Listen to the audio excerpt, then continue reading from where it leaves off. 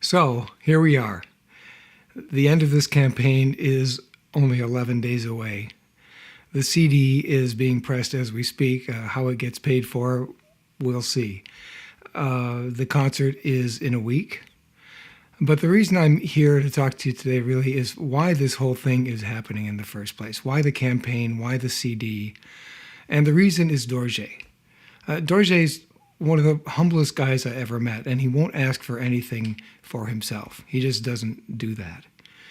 So, I remember when I first met Dorje, it was at his rooming house on Dovercourt here in Toronto, and I went and knocked on his door, and he came out and he greeted me with tache de lait, and we had a cup of tea, and I started asking him what a music student would ask his teacher, how much does it cost, how long are the lessons, etc., and he didn't really want to come up with an answer to that, and I thought, well, maybe this is like a negotiating technique. But the thing I realized is that he really didn't want any money. He didn't want any money for all of his talent, for his teaching time, for the years he had spent developing his skills.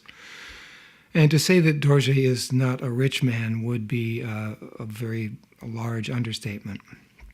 Over the course of the lessons, I got to know Dorje really well. We traded stories about our lives as friends do. But his story was really special. I learned from him how he had to leave his 3 children behind in India to come to Canada to forge a better life for him and for them. I learned how his wife had passed away after the birth of their 3rd child. I learned how his parents had died when Dorje was very, very, very young.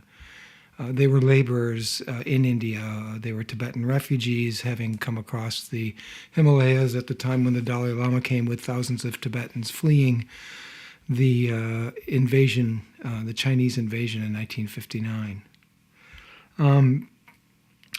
And meantime, I was seeing what an amazing musician this man was. All the different instruments that he played so skillfully and so professionally, and his singing just knocked me out. His singing was great. So I thought, and he thought, we've got to record some music together. This would be so great. And Dorje's all about collaboration with Westerners because that's part of his lifelong desire to share his endangered culture and keep it alive. So we started recording in my home studio, and we've been doing that for a couple of years now.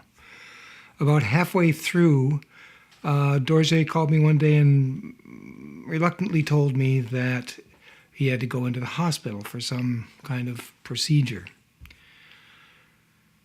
And long story short, Dorje does have a very serious illness, and we don't know where that's all going to pan out at this point.